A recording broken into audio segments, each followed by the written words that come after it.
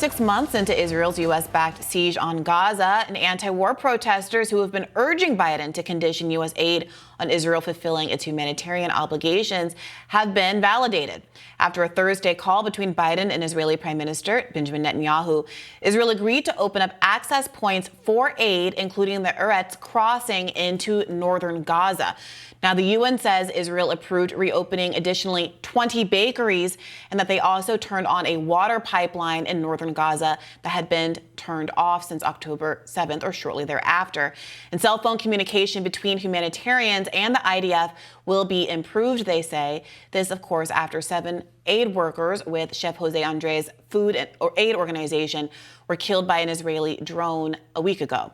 Now, Mehdi Hassan responded to the news, tweeting, "Every single Israel defender who claimed for the past few weeks that this didn't need to happen, as there was no blockage on aid or food or water, must feel like a fool or a liar today."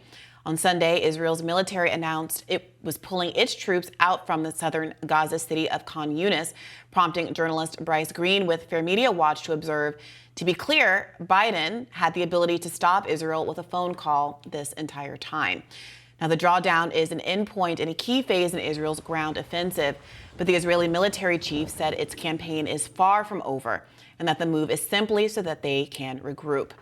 Now, public opinion may have forced Biden's hand here. A Gallup poll from last week showed that only 22.5% of Democrats now support military aid for Israel, and 83% want a permanent ceasefire.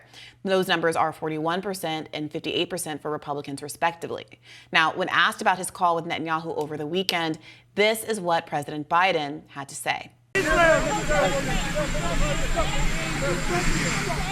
aid to Israel, Mr. President. Pardon me? Did you threaten to stop military aid to Israel? I asked them to do what they're doing.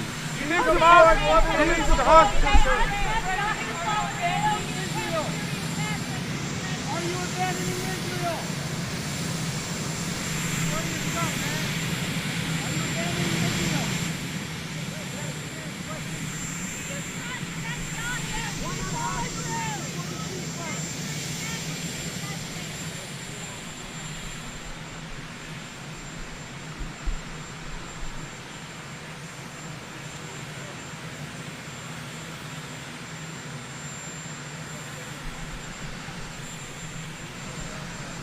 All right, so this was received by not just the left, but anti-war movements and, frankly, a lot of normie Dems who simply were tired of seeing the kind of images they've seen across their timeline coming out of Gaza, seeing the kind of reporting that they've seen coming out of Gaza, really escalating in some ways, at least from a Western perspective, with the news of the 7 aid workers being killed a week ago by an Israeli drone, that this was within Biden's power to do for quite some time.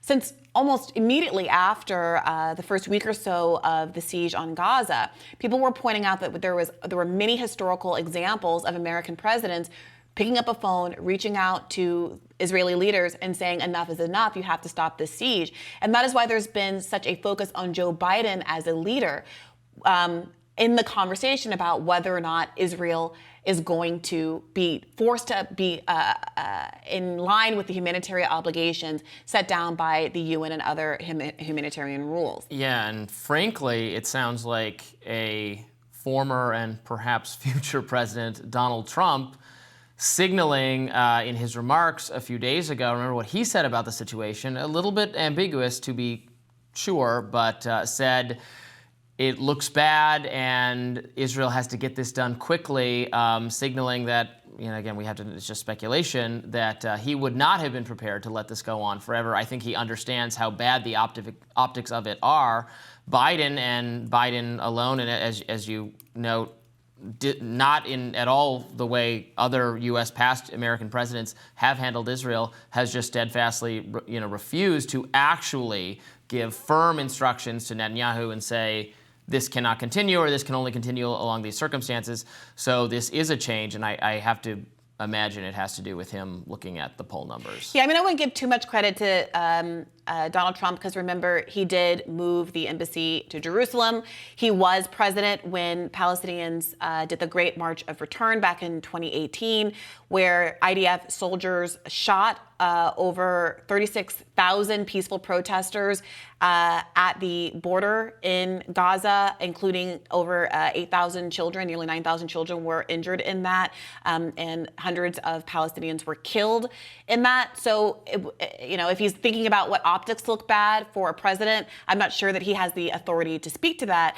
But it is absolutely true that Joe Biden now is going to have a very difficult time not claiming responsibility for this not ending sooner. Remember, we're just past the 6-month anniversary of a siege during which the death count has been rising steadily. We've been talking about this as like a 30,000 ish number, largely because the institutions within Gaza that were able to do the counting, whether it's humanitarian aid workers, UN workers, hospital personnel, have been decimated as a consequence of the siege. Israel has now bombed every hospital in Gaza. And of course, we're just coming off of the 2-week siege of Al-Shifa Hospital, which resulted in what has been described as a horror scene of bodies decomposing, crushed under tanks and the like.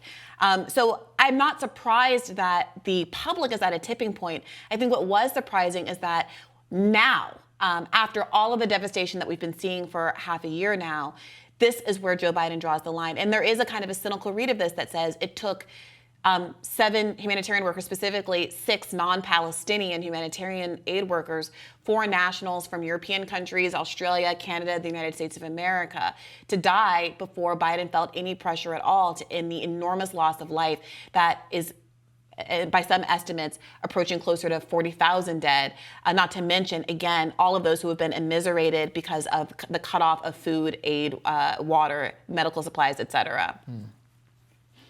Now, here at home, Cornel West blasted Harvard University Friday in a rally on the school's campus, calling for the elite school to divest from the Israeli apartheid, adding, quote, "We've got to be in solidarity with our Palestinian brothers and sisters and any and all oppressed people until the very end, generation after generation, until total, full liberation." Now, over 200 Harvard affiliates joined the former Harvard professor and 2024 independent presidential candidate at the rally held on Al-Quds Day, an international day to support Palestine. Harvard's divinity and law schools passed a divestment resolution showing signaling movement solidarity. Since the October 7th attack, Harvard has been at the center of the pro-Israel and pro-Palestine discourse. Now, Al-Quds Day demonstrations were also held in Michigan, where pro-Palestinian activists gathered to denounce Israel. And according to news reports, protesters were heard chanting "Death to Israel" and "Death to America." Tarek Bazi, a local activist there, delivered remarks in Dearborn, a heavy Muslim enclave. Let's watch. Gaza has shown the entire world why these protests are so anti-America. Because it's the United States government that provides the funds for all of the atrocities that we just heard about.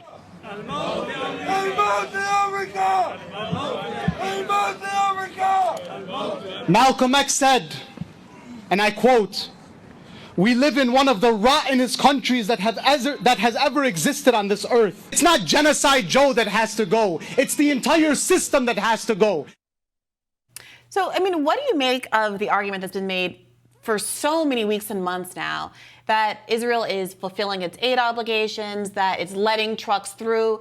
We saw the spokesperson Elon Levy get fired from his post because he was arguing online and incorrectly about the aid loads that were being let through from Israel into Gaza. It does seem like the fact of there being a shift, that gates are now open, that water is now flowing through pipes, that bakeries are being permitted to open, as a kind of acknowledgement, finally, that Israel was preventing bakeries from operating, but preventing water from going into Gaza, preventing aid from going into Gaza.